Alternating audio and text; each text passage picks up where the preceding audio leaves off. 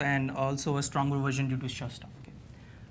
So we given a protocol for AND which is too good to be true, we are coming up with the protocol for large number of copies of disjointness which is too good to be true and which is provably too good to be true. Okay.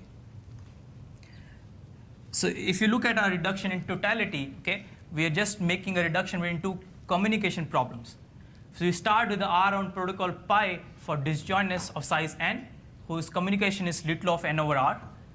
And then we get a protocol pi prime for large number of copies of smaller disjointness instances, which is too good to be true. Okay? So the question you might, a natural question is, what is the need of quantum information theory? This is just a reduction between two communication problems. Can't you just eliminate quantum information theory?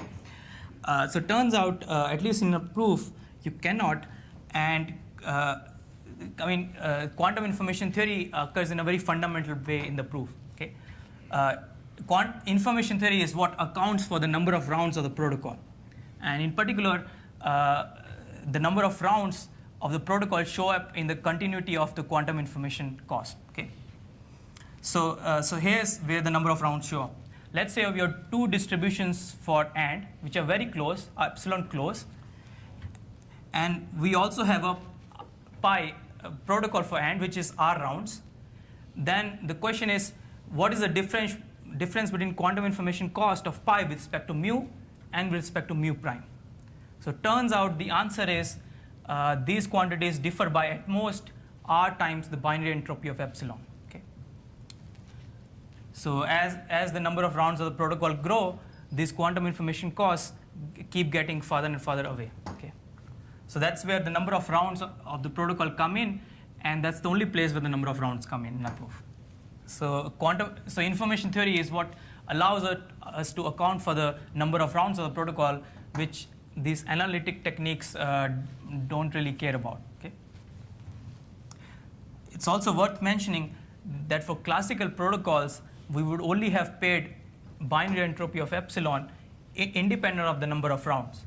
So this is something, a very fundamental fact about quantum protocols, because they keep learning and forgetting information, that the continuity depends on the number of rounds. Okay. This is something that differentiates quantum and classical protocols. Okay, so that's all I'll say about the proof. I'll be happy to talk offline more about the details.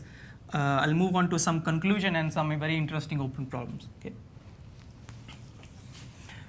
So we've heard a couple of times in this conference about this direct sum questions and communication complexity. What they really are is, the question is, to compute n copies of a function, is it really as hard as computing n times over just the single function? Okay. Is this really true? Computing f to the n, does it require n times as much resources as computing f? These are called the direct sum questions. And there's another related question of compression. Okay. The question of compression asks, can we compress down not very informative conversations? Okay. Let's say Alice and Bob communicate via quantum protocol, which is not very informative but requires a lot of communication. Can you simulate it with another protocol which is low communication? Okay. So a formal statement. So let's say we have a quantum protocol whose communication cost is c and information cost is I.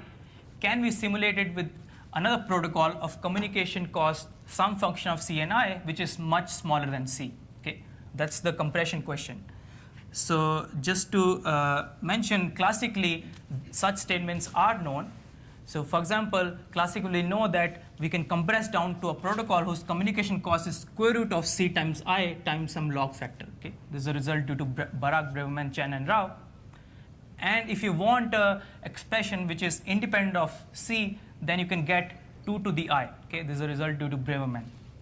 And classically, we also know that if you want an expression independent of c, this is the best possible you can do due to some recent breakthroughs of Ganot, Cole, and Raz. Okay, so these are what we know classically, and it would be very interesting to prove the quantum analogs of these statements. Okay, and so why these problems are interesting? So we saw that Touchet proved that the quantum communication cost of n copies of function scales like the quantum information cost of a single copy. So these direct sum and compression questions are exactly equivalent. Okay. So if you want to prove a theorem that computing n copies of function requires n times as much resources as a single copy, then you better prove that you can compress down not very informative conversations. Okay. So yeah, so the open problem 1 is prove such a compression result for quantum protocols, where epsilon is a strict constant greater than 0. Okay. Get any savings in terms of C as possible. Okay. And the open problem 2 is prove the 2 to the I compression for quantum protocols, which we have classically. Okay. So just I mean, there's a slick point here. Sorry.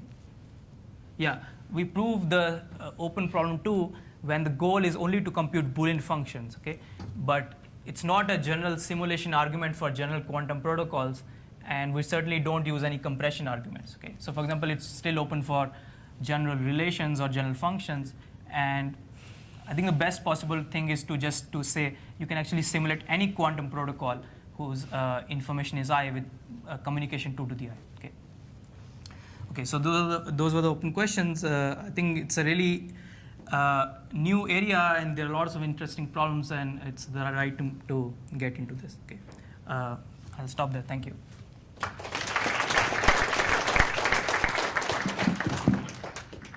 Questions?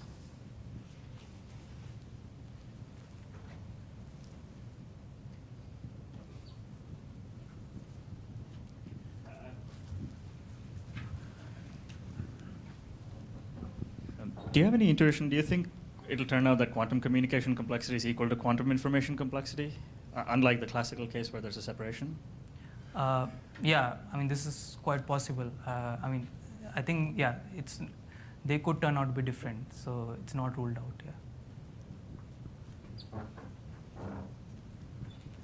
Any other questions?